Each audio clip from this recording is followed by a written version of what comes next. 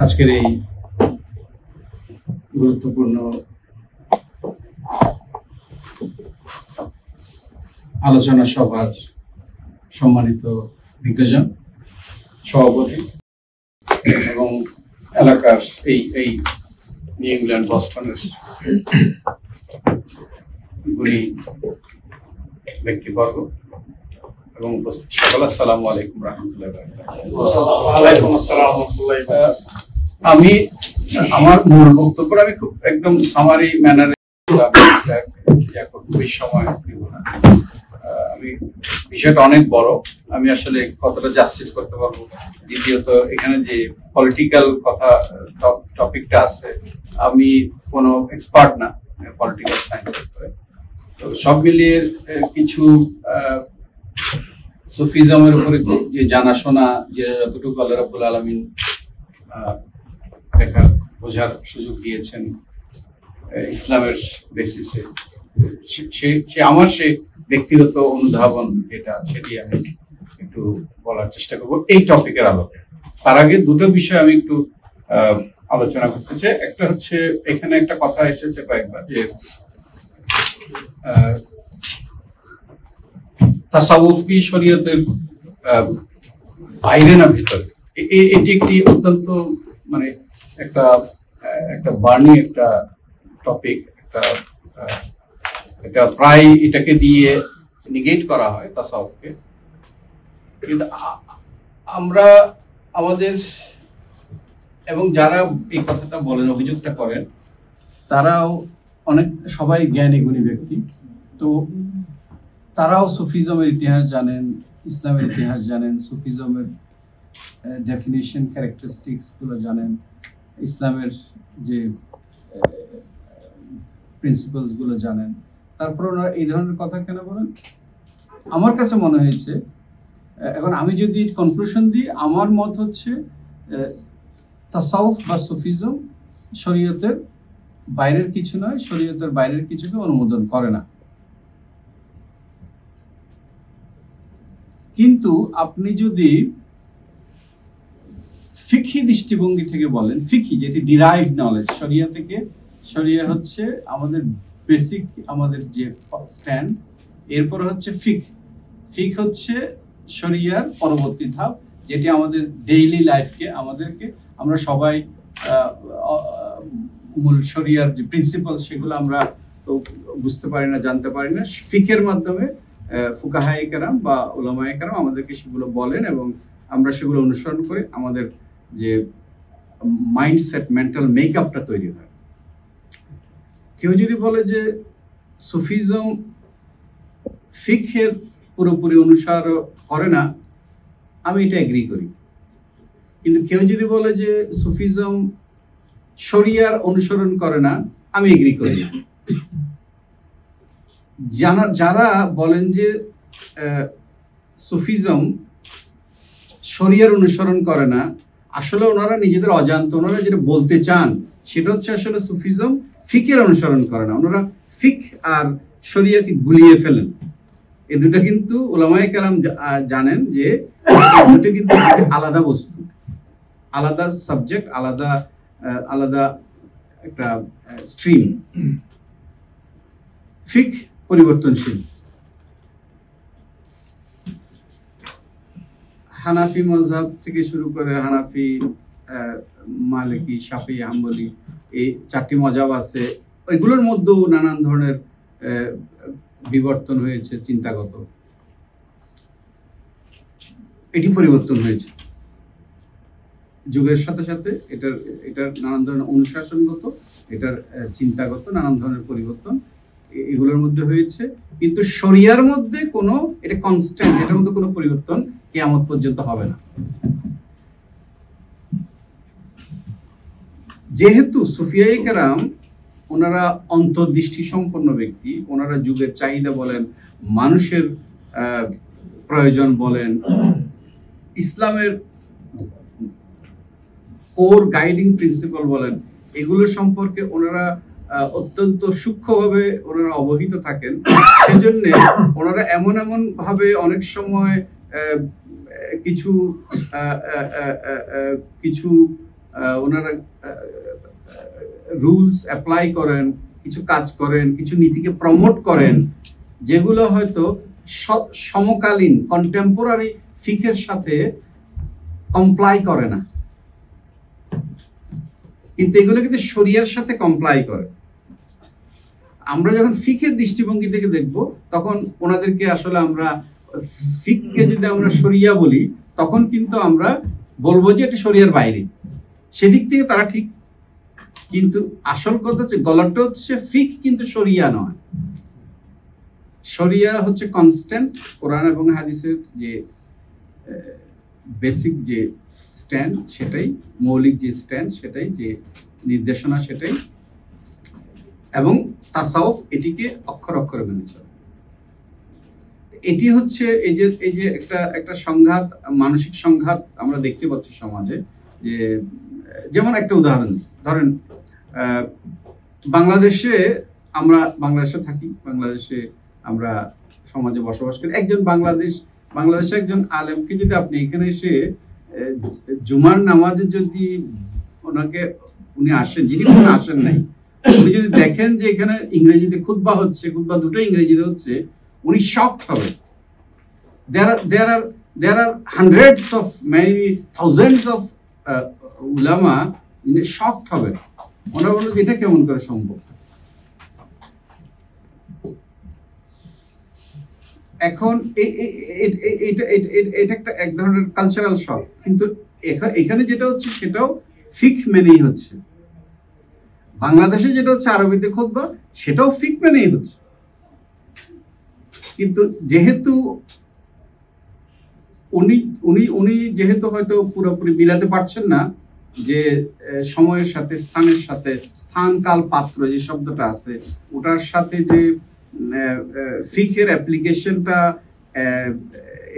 এটা নিজেকে এইভাবে করে মডিফাই করা যায়, করে এবং করা হয়, এটা উনি এখানে অ্যাপ্লাই করতে পারছেন না বলে অনেক ব্যাপারে এরকম।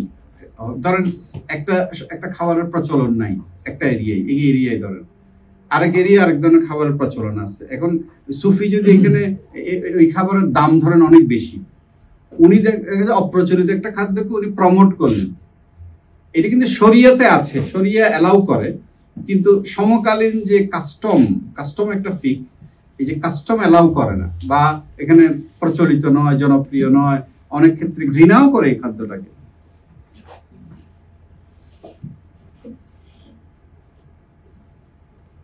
যেমন ধরেন গুইসাপ, আমি একটু উদাহরণ দিই। গুইসাপ খাওয়া জায়েজ।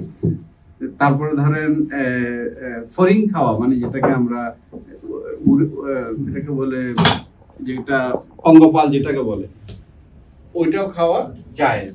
কিন্তু আমরা তো এটা চিন্তাই করতে পারি, কিন্তু শরিয়া এটা জায়েজ দিয়েছে, শরিয়া। কিন্তু ফিকের ক্ষেত্রে যেহেতু কাস্টমার না কারণে এটা ডিসকারেজ করা হয়।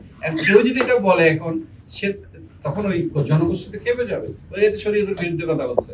আসলে উনি ফিকের বিরুদ্ধে কথা বলতেছেন সমকালীন, কিন্তু উনি শরীয়তের উপর আছেন। কেন বলতেছেন? যেহেতু হয়তো ওইখানে কিছু যে মূল খাদ্য বস্তুগুলোর দাম অনেক বেড়ে গেছে, ওটার সাবস্টিটিউট উনি উপায় বের করে দিচ্ছে, যাতে মানুষের জীবন সহজ হয়, মানুষের জীবন উন্নত হয়। যেটা এক ধরনের তাই উদ্দেশ্য, তাই রাজনীতির উদ্দেশ্য কিন্তু তাই, মানুষের জীবন মানকে উন্নত করা। তো সুফিরা পলিটিক্স করেন না, কিন্তু ইনডিরেক্টলি ওনারা হচ্ছেন এটাকে বলে ক্যাটালিস্ট স্পিরিচুয়াল ফুয়েল। ওনারা ক্যাটালিস্ট হিসেবে কাজ করেন। they do not participate in the reaction, but they expedite it indirectly.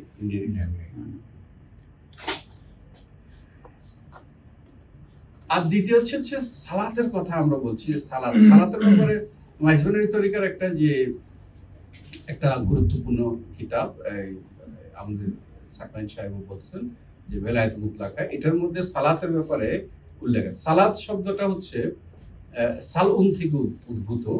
এটার অর্থ হচ্ছে, ধরেন একটা জায়গায় আপনি আগুন জ্বাললেন শীতকালে, তো আগুনটা আপনি আগুন পোহাবেন, তো একটু পরে আগুনটা নিভে যাবে না, উপর দিয়ে নিভে যাবে, ভেতরে কিন্তু অনেকক্ষণ ধরে সেটা জ্বলতে থাকবে। আপনার যদি আবার আগুন পোহাতে ইচ্ছা, আপনি কি করবেন? একটু খুঁচিয়ে দেবেন। এটাকে কুরআনে এটাকে বলা হয়েছে তাসলা নারান হামিয়া।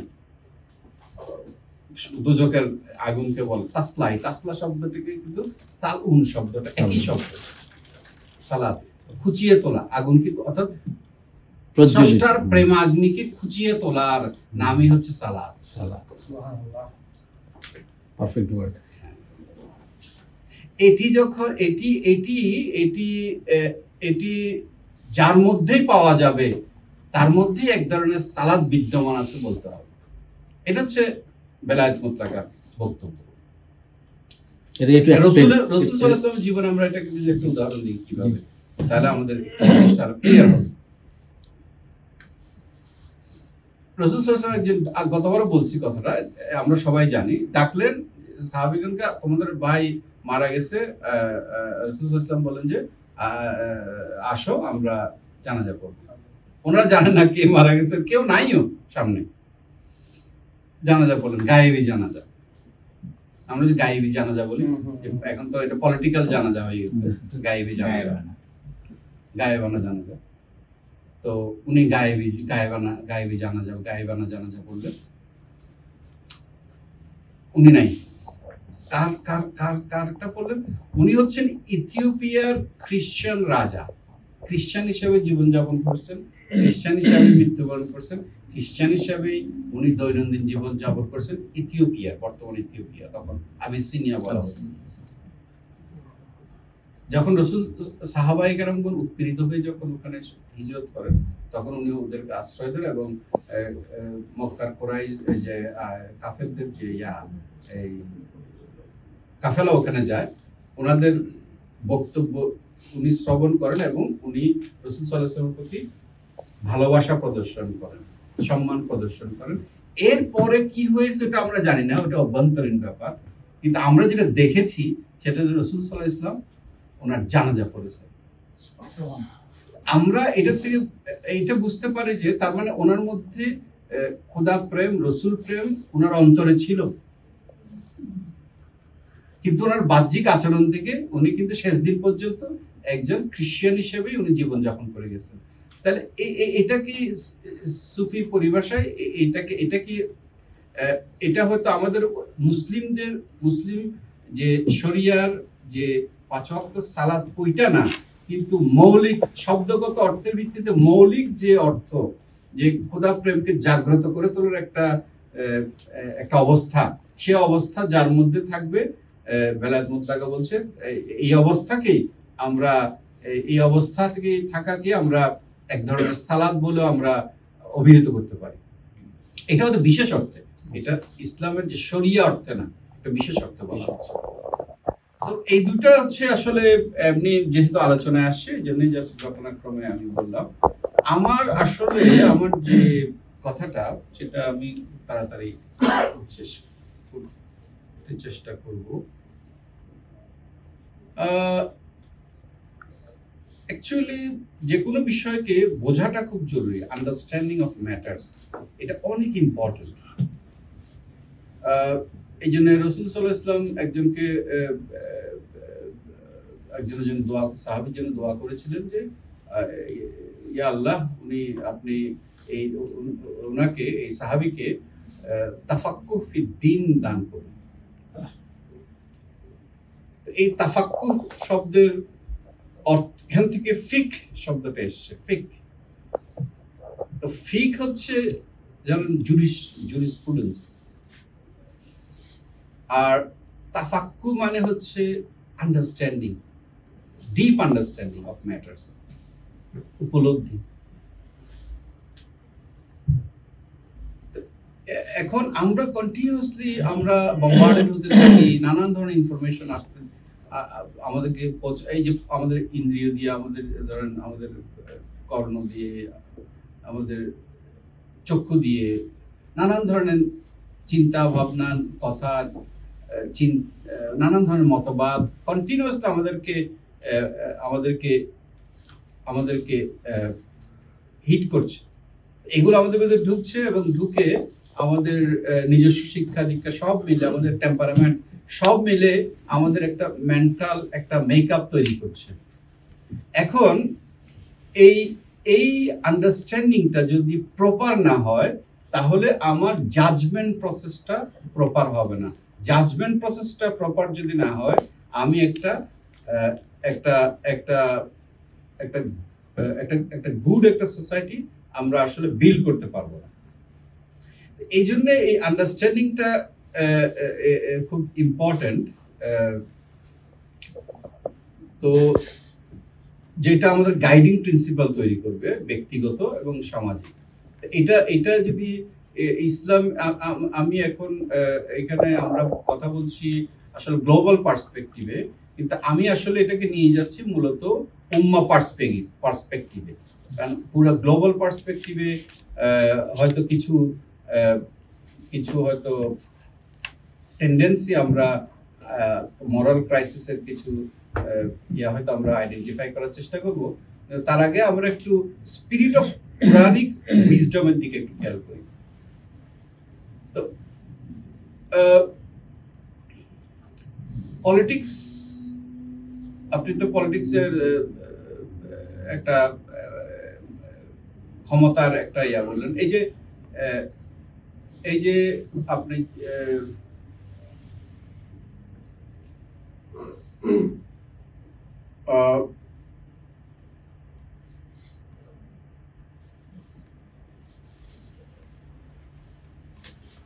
আমি এটা বলি আগে। এটা হচ্ছে সূরা আল জুমার থেকে 2 নম্বর আয়াত। এই আয়াতটা কয়েকবারই আছে, সূরা বাকারাতেও আছে, সূরা আল ইমরানেও আছে, অন্তত 3 জায়গায় আমার চোখে পড়েছে, বেশিও থাকতে পারে, আমি জানি না। একই কথা। এই আয়াতে করিমার মধ্যে মূলত রাসূল সাল্লাল্লাহু আলাইহি সাল্লামের ওনার যে কার্যপরিধি সেটা ডিফাইন করা হচ্ছে। এটা খুব ইম্পর্টেন্ট একটা আয়াত। ডিফাইন করা হচ্ছে কিভাবে? আয়াতটা এরকম, এই তিনটা জায়গায় আমি দেখেছি, 3টা জায়গায় একই আয়াত, ভিন্ন ভিন্ন ইয়াতে। অন্যান্য নবীদের ক্ষেত্রেও এটা একই আয়াত, অর্থাৎ নবী রাসূলদের এটা একটা কমন একটা ওনাদের যে কার্যপরিধি কি, তিনি নিরক্ষরদের মধ্যে থেকে একজন রাসূল প্রেরণ করেছেন, যিনি কি করবেন? তাদের কাছে পাঠ করেন তার আয়াতসমূহ, পৌঁছে দেবেন, তাদেরকে পবিত্র করেন ভেতর থেকে, শিক্ষা দেন কিতাব এবং হিকমা, উইজডম। হিকমত ইজ উইজডম।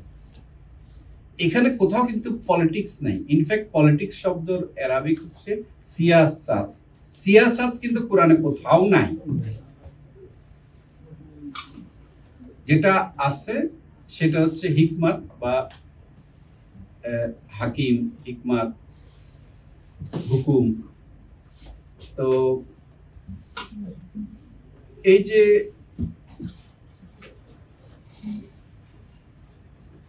যেটি এই শব্দটা কয়েক ফর্মে প্রায় 220 বারের মতো কোরআন শরীফে আছে। প্রত্যেকটা জায়গায় জাজ বা জাজমেন্ট হিসাবে এটাকে বলা হয়েছে, রুলার হিসাবে না। আর হিকমা যখন বলা হচ্ছে তখন বলা হচ্ছে উইজডম আকারে, রাজনীতি আকারে কোথাও কিন্তু কোরআন শরীফ এটা আসেনি। এবং নবী কেরামগণের জীবনীও যখন দেখি, মুসা আলাইহিস সালামের কথাই ধরেন, উনি ফেরাউনের সাথে সংগ্রাম করলেন এবং উনি কিন্তু কনফ্লিক্টে গেলেন না, উনি স্পেস তৈরি করলেন। উনি ওনার এদেরকে নিয়ে উনি সরে যাচ্ছিলেন, যেখানে আমরা জানি যে ফেরাউনকে পানিতে ডুবিয়ে দেওয়া হলো, সে মৃত্যুবরণ করলো। কিন্তু তারপরে মুসা আলাইহিস সালাম মিশরের সিংহাসনে বসে কিভাবে রাজকার্য পরিচালনা করেছেন এই বর্ণনা কি কখনো কোথাও দেখেছেন? কোরআন শরীফে কোথাও দেখেছেন? কোথাও দেখেন? আমি যেটা বোঝাতে চাচ্ছি সেটা হচ্ছে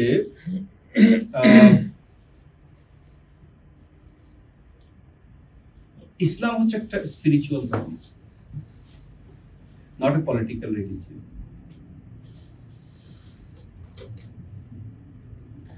পলিটিক্স আমরা যেটা বুঝি রাসূল সাল্লাল্লাহু আলাইহি ওয়াসাল্লামের যে জীবনে, যেটা পলিটিক্স, যেটা আমরা যেটাকে পলিটিক্স বলি বা রাজনীতি বলি, সেটি হচ্ছে এর সামগ্রিকতা, সামগ্রিক ইসলামের একটা অংশ মাত্র। কিন্তু আমরা যদি এটা যেহেতু প্রধানত স্পিরিচুয়াল রিলিজিয়ন, আমরা যদি স্পিরিচুয়ালিটির উপরে পলিটিক্সকে স্থান দিয়ে দিই, প্রায়োরিটি দিই, যেটা অনেক সময় এখন আমার মনে হয় যে আমরা ইসলাম বলতে এক ধরনের পলিটিক্যাল ইসলামকে বুঝে ফেলি চট করে, যেহেতু এটা বোঝাটা সহজ, স্পিরিচুয়ালিটিকে বোঝাটা এত সহজ না। কি তখন আমার মনে হয় যে এই যে কোরআনকে এটাকে তখন ডিলিটল করা হয়, সংকীর্ণ করে ফেলা হয় এটিকে। তো কিন্তু আমার কাছে মনে হয়েছে, আমি সেটা ভালো হোক বা না হোক, political interpretation of Islam is more dominant than the spiritual interpretation of Islam. Somehow it is dominating, and it's not good. কারণ পলিটিক্সের যে নানান ধরনের শত্রু তৈরি করার একটা ন্যাচারাল একটা থাকবে পলিটিক্সে,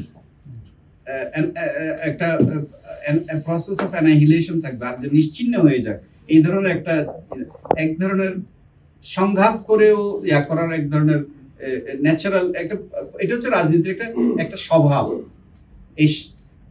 এখন আমি যদি এই স্বভাবের ভিতরে ইসলামকে সংকীর্ণ করে ফেলি, তাহলে তো আসলে ইসলামকে আমরা হারিয়ে ফেলব। তো এটা হচ্ছে আমি কোরআনিক উইজডমের কথাটা একটু বলার চেষ্টা করলাম।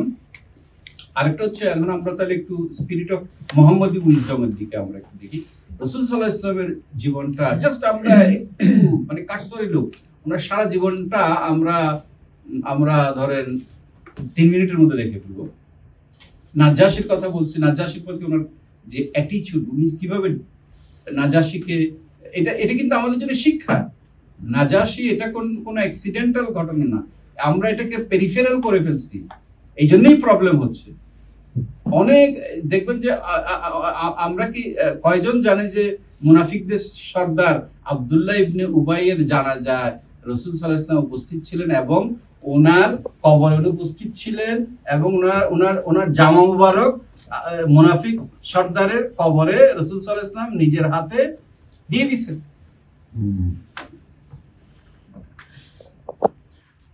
আপনি শত্রুকে কিভাবে ট্রিট করবেন, পলিটিক্স এটা আপনাকে শিখাবে না, স্পিরিচুয়ালিটি এটা আপনাকে শিখাবে। এখন আমি যদি রাসূল সাল্লাল্লাহু আলাইহি ওয়াসাল্লাম পলিটিক্যাল লিডার হিসেবে আইডেন্টিফাই করে অন্য সব কিছু ভুলে যাওয়ার ব্যবস্থা করি, তখন কিন্তু আমরা আসলে হারাই যাব। রাসূল সাল্লাল্লাহু আলাইহি ওয়াসাল্লাম কি করেছেন? হুদায়বিয়াতে কি করেছেন? সন্ধি করেছেন।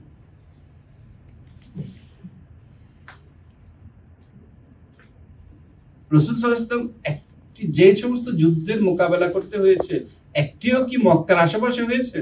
একটিও না, সবগুলো মদিনায় হয়েছে। মক্কা থেকে এসে আক্রমণ করা হয়েছে বলে ডিফেন্স দিতে হয়েছে ওনার। উনি কি গিয়ে মক্কায় কোনো হুদায়বিয়া সন্ধি, মক্কা বিজয় একটা পিসফুল, একটা রক্তপাতহীন একটা অভ্যুত্থান। আমি যদি পলিটিক্যালি এটাকে বলি একটা পপুলার ওয়ার্ডে নিয়ে গিয়ে, কিন্তু উনি কিন্তু ওখানে গিয়ে মারধর করা, বন্দি করা এগুলো করেননি। কিছু কিছু উদাহরণ হয়তো আমরা হাদিস শরীফ থেকে আমরা তুলে আনতে পারি, এবং বিভিন্ন অনেক অনেক উদাহরণও অনেকে তুলে আনেন, আমরা বিভিন্ন ওয়াজের মধ্যে শুনি, যেগুলো শুনে মনে হয় যে ঘৃণা করাটা একটা ভালো কাজ ইসলামে, কিন্তু আসলে তো সেটা নয়। যেখানে কিছু নেগেটিভ কথাবার্তা আছে, বুঝতে হবে ওগুলো স্পেসিফিক কিছু জায়গা, একটা টাইম অ্যান্ড পিপলের জন্য, ওদের কিছু স্পেসিফিক বিহেভিয়ারের জন্য ওরা ওগুলোর উপযুক্ত হয়েছে।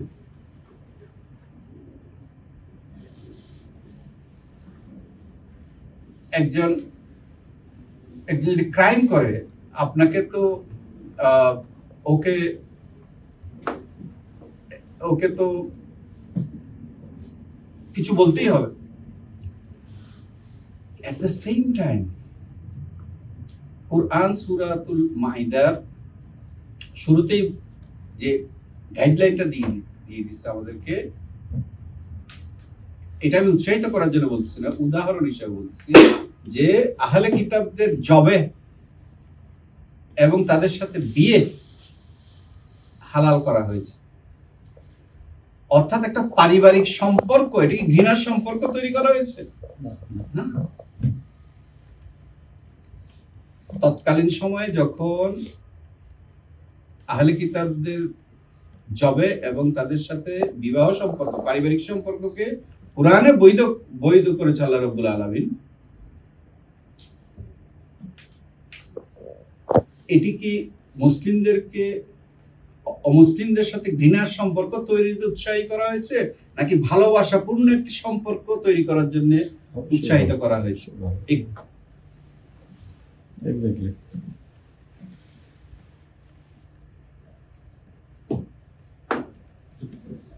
তো এই হচ্ছে আসলে মদিনা চার্টারের কথা আমরা জানি। মদিনা চার্টার, যেখানে মদিনার সমস্ত গোষ্ঠীকে মুসলিম অমুসলিম নির্বিশেষে উম্মাহ বলা হয়েছে, একটা উম্মত বলা হয়েছে। উম্মত একটি স্পেসিফিক, একটা স্পেশাল ডেফিনিশন। এটা মুহাম্মদী শরীয়তের উম্মাহ না, এটা একটা স্পেশাল উম্মাহ। কিন্তু উম্মাহ শব্দটা ব্যবহার করা হয়েছে। মদিনায় দেখলেন যে রাসূল সাল্লাল্লাহু আলাইহি ওয়াসাল্লাম দেখলেন ইহুদিরা রোজা রাখছে, উনি বললেন যে আমিও রোজা রাখবো। হযরত মুসার উপরে তো আমার অধিকার বেশি। কিন্তু এটা কি করলেন উনি? ইহুদিদের একটা আচরণকে, ধর্মীয় আচরণকে উনি অ্যাকসেপ্ট করে নিলেন। এটার দ্বারা কি বোঝা গেল? বোঝা গেল যে যদি ইসলামের মৌলিক নীতির সাথে সাংঘর্ষিক না হয়, ওদেরও কোনো রীতিনীতি আচরণকে আমরা যদি এটা মৌলিক নীতির সাথে সাংঘর্ষিক না হয়, তাহলে আমরা অবশ্যই কশাসলি আমরা অ্যাকসেপ্ট করাতে কোনো ইসলামিক বিধিনিষেধ নাই। এখন এই কোরআনিক উইজডম, রাসূল সাল্লাল্লাহু আলাইহি ওয়াসাল্লামের এই উইজডমকে যদি আমরা এইভাবে না দেখে আমরা যদি পলিটিক্যালি দেখি, তখন আপনি শুধু ওয়াল দেখতে পাবেন, আপনি ব্রিজ দেখতে পাবেন না, আপনি ডিভিশন দেখতে পাবেন, আপনি কানেকশন দেখতে পাবেন। ইসলাম চাচ্ছে কি? ইসলাম চাচ্ছে কমনালিটিজের ভিত্তিতে একটা, এই যে আমরা বলি তাওহীদ আদিয়ান, যে প্ল্যাটফর্ম তৈরি করা, সবাইকে একটা প্রোগ্রেসিভ, একটা পিসফুল, একটা সোসাইটির তো কিছু প্রিকন্ডিশন থাকবে, এমনি এটা হয়ে যাবে না। এটা তো কিছু গাইডিং প্রিন্সিপালের মাধ্যমে এটাকে পেতে হবে, আমাদেরকে তৈরি করতে হবে। তো এখন এই যে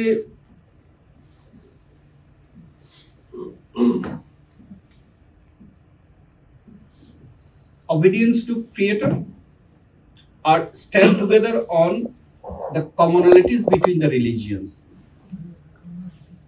একজন বলছেন যে সব ধর্মের মধ্যে কিন্তু এক স্রষ্টার, এই যে আজকে গানেও আছে, এক ব্রহ্মা দ্বিতীয় নাস্তি, এক বিনা দ্বিতীয় নাস্তি, সর্বধর্মে একই তত্ত্ব। এটা হচ্ছে কমনালিটি বিটুইন অল দ্য রিলিজিয়নস। দ্বিতীয় হচ্ছে একটা কমনালিটি, আরেকটা হচ্ছে এই যে আরেকজন বলেন যে সব ধর্মই কিন্তু ভালো কাজ উৎসাহিত করে, চুরি করা কোন ধর্মে কি বলছে না তোমরা চুরি করো, চুরি করা মহৎ কাজ, কোন ধর্মে কখনো বলে না। দেখবেন যে এই কথাগুলো কমন, এগুলো সব ধর্মে একই আছে, কিন্তু কিছু কিছু এক্সপ্রেশন ডিফারেন্ট, ওগুলো তো ডিফারেন্ট। ওগুলো এখন আমরা স্রষ্টার যে ইচ্ছা, সেই ইচ্ছা পূরণের জন্য স্রষ্টা আমাদেরকে পদ্ধতিও বলে দিচ্ছে যে আমরা অবিডিয়েন্স, তুমি ক্রিয়েটরের প্রতি স্বীকৃতি দিতে হবে, কারণ কৃতজ্ঞতা, আপনি যে বলছেন কৃতজ্ঞতা, আমাদের কৃতজ্ঞ হতে হবে, এটা আমাদের স্বীকৃতি, আমাদের আনুগত্য, এটা জানাতে হবে। এবং আমাদের অন্য সব ধর্মের যে কমনালিটিস গুলো আছে তার ভিত্তিতে আমাদেরকে একটা একটা একটা সংঘাতবিহীন একটা সমাজ আমাদের তৈরি করতে হবে।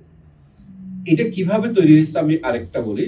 ইসলামে সবাই মুসলিম এবং এখানে অন্য কোনো ধর্মের কোনো মানুষ নাই, এই ধরনের পজিশনকে বলে দারুল ইসলাম, দেশটাকে বলে দারুল ইসলাম। আরেকটা হচ্ছে যেখানে মুসলিমরা বসবাস করে কিন্তু তারা তাদের ধর্মীয় যে স্বাধীনতা সেটি নাই, এটিকে বলে দারুল হরব। এখানে এই দেশে যুদ্ধ করা যায়। কিন্তু দেখেন ওই যে নাজাশির যে সময়টা, নাজাশির কাছে মক্কার ইয়ারাও গেল এবং কাফেররাও গেল এবং মুসলিমরাও গেল। উনি কিন্তু মুসলিমদের যে ধর্মীয় অধিকার, যে রেসপেক্ট, যে ওদের যে যা প্রাপ্য সবকিছুই নাজ্জাশী কিন্তু দিয়েছিলেন। ওটা ছিল দারুল আমানের একটা প্রোটোটাইপ, এইটা এসে এই দারুল আমানটা পরে যখন এখানে খ্রিস্টানরা আসলো, তারপরে সমস্ত সবাইকে খ্রিস্টানরা তো আসলে ইংরেজরা আসছে, যেহেতু ওরা খ্রিস্টান এই জন্য আমি বলতে চাচ্ছি, ভারতীয় উপমহাদেশে যখন আসলো ওরা রাজ্য শাসন করলো, মুসলমানদেরকে ধর্মীয় স্বাধীনতা দিল, সবাইকে ধর্মীয় স্বাধীনতা দিল, রাজনীতিটা ওরা নিয়ন্ত্রণ করলো। তখন ফুকাহায়ে কেরাম একটা টার্ম ওনারা বললেন, এটা হচ্ছে দারুল আমান। তখন বিতর্ক হতো যে এখানে জুমার নামাজ হবে কি হবে না, কারণ যেখানে দারুল হরব, যেখানে যুদ্ধ বৈধ, সেখানে কিন্তু জুমার নামাজ হবে না।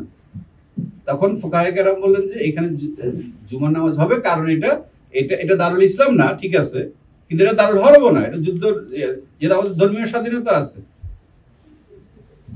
এটা হবে দারুল আমান। তো এই যে কমন স্পেসটা তৈরি করলেন ফুকাহায়ে কেরাম, এটা হচ্ছে ইসলামিক স্পিরিট। তো এই আর কি সুফি উইজডম, আর যেটা আমরা বলতে চাচ্ছিলাম যে সুফিজম এগুলোই আমি আসলে সব সুফি উইজডমের কথাই বলছি, কারণ আসলে আলটিমেটলি সুফি বা তাসাউফ তো ইসলাম থেকে উদ্ভূত। ওই যে বললাম, যেহেতু কোরআনিক এন্ড প্রফেটিক উইজডমকে এটি বহন করে থাকে, অনেক সময় প্রচলিত ফিকের সাথে এটার হয়তো মিলে না, কিন্তু এটা কিন্তু মৌলিক যে উইজডম সেটিকে এটা পুরোপুরি অনুসরণ করে। যাই হোক, এই সুফিজম তো it's a process of internalisation. এটা আমাদের ভেতর থেকে আমাদেরকে একটা হাই জাজমেন্ট অ্যাবিলিটি ডেভেলপ করাতে সাহায্য করে, একটা ডিপ আন্ডারস্ট্যান্ডিং এ সাহায্য করে। কোরআনে বলা হয়েছে যে তোমরা দাওয়াত দেবে আলা বাসিরাত, অর্থাৎ ইনসাইটফুল দাওয়াত দিবে। এমন দাওয়াত দিবে না যে দাওয়াতের মাধ্যমে একটা ধর্ম প্রতিযোগিতা তৈরি হবে, ধর্ম প্রতিযোগিতা একটা ধর্ম যুদ্ধের দিকে নিয়ে যাবে, দ্বন্দ্বের দিকে নিয়ে যাবে। আলাবাসিরা দাওয়াত দিতে বলা হয়েছে। এই জন্য আমাদের এখন যে অনেক দাওয়াতকে আমাদের স্ক্রুটিনাইজ করা দরকার, এগুলো আলাবাসিরা দাওয়াত হচ্ছে কিনা। আলা বাসিরাত মানে হচ্ছে ইনসাইটফুল দাওয়াত হচ্ছে কিনা, এটা সম্ভবত সূরা ইউসুফের আয়াত, এটা আলা বাসিরাত এই শব্দটা। তো আমি যেটা কনক্লুড করব সেটা হচ্ছে, আমার কাছে মনে হয়েছে যে ব্যক্তিগতভাবে যার যার ধর্মীয় আচার নিষ্ঠার সাথে পালনের পাশাপাশি সঠিক দৃষ্টিভঙ্গি অর্জন করতে না পারলে আসলে রাজনীতি যে আমাদেরকে যে ভালো যে কল্যাণ দেওয়ার কথা সেটা দিতে পারবে না। আর অনেক দুই একটা জাস্ট যেহেতু মরাল ক্রাইসিসের কথাটা বলি, গ্রিড একটা মেজর মোরাল ক্রাইসিস বলে আমার মনে হয়েছে। গ্রিড নানান ধরনের, political grid, consumer grid, total grid, এটা আমরা সামনে আলোচনা করতে পারি। একটা হচ্ছে একদিকে আমরা চলে যাচ্ছে আলট্রা লিবারালিজম, আর একদিকে আলট্রা কনজারভেটিজম। যেদিকেই যাচ্ছে আমরা এক্সট্রিম দিকে চলে যাচ্ছি।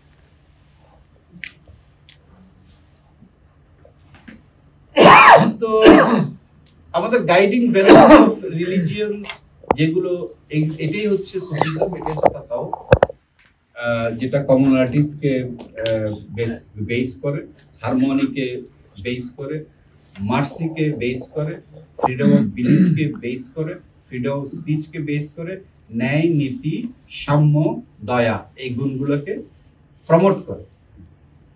তো আমরা যদি এই ক্রাইসিসকে, এই যে গ্লোবাল ক্রাইসিসকে আমরা যদি অ্যাড্রেস করতে চাই, আমার কাছে এই বিষয়গুলোকে আমরা যদি একটু অ্যাড্রেস করি আরো ভালো করে, তাহলে আমরা হয়তো কিছু কন্ট্রিবিউট করতে পারবো ওই প্রদীপের মতো, যে যতটুকুই পারি আমরা প্রদীপের মতো ইনশাআল্লাহ আমরা কিছু যদি করতে পারি সেটাই ভালো। আর এটা আমরা পরবর্তীতে হয়তো আরো আলোচনার মধ্যে আমরা চেষ্টা করবো এটাকে ইলাবোরেট করার জন্য। তো ধন্যবাদ। আমার এই আমার বক্তব্য। আমি জানি না আমি জাস্টিস করতে পারছি কিনা, মনে হয় না। ইনশাআল্লাহ হয়তো আরো কিছু পয়েন্ট ছিল, সেগুলো আমরা পরে যদি সুযোগে আমরা অন্য সময় আলোচনা করব। আপনাদের সবাইকে ধন্যবাদ আজকে এই অনুষ্ঠানে উপস্থিত থাকার জন্য, এত ব্যস্ততার মাঝখানে। তো আশা করি আমরা যেভাবে আপনারা পরামর্শ দিয়েছেন সেই পরামর্শগুলো আমরা নিশ্চয়ই করবো, এবং এটার যে ট্রান্সক্রিপ্ট আমরা যদি তৈরি করতে পারি আজকের অনুষ্ঠান এবং গত অনুষ্ঠানেরও, আমি আপনাকে বলবো ট্রান্সক্রিপ্টটা গত অনুষ্ঠান এবং এই অনুষ্ঠানের একটু সামারি ফর্মে হলো। ট্রান্সক্রিপ্ট যদি আমি জানি না ট্রান্সক্রিপ্টে সামারি ফর্ম বলে কিনা, নাকি বারবাটি মতো সামারাইজড একটা as it is transcript possible না, summarize possible না, সামারাইজ একটা তৈরি করে। আর যদি সম্ভব হয় পাবলিকেশনের দিকে আমরা এগিয়ে যাব। আপনাদের সবার সহযোগিতা আশা করছি এ ব্যাপারে, এবং আমরা আরো বৃহত্তর পরিসরে যদি সম্ভব হয় এগুলো আলোচনা করে, বিশেষ করে যে বলেছেন যে আমাদের সন্তানদের মাঝেও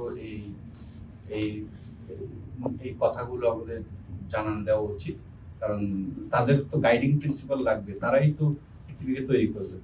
তো ধন্যবাদ সবাইকে। আপনারা শেষ করে ফেলছেন। শেষ করার আগে আমি একটা যুক্তি করতে যাচ্ছিলাম, অনুমতি নিয়ে।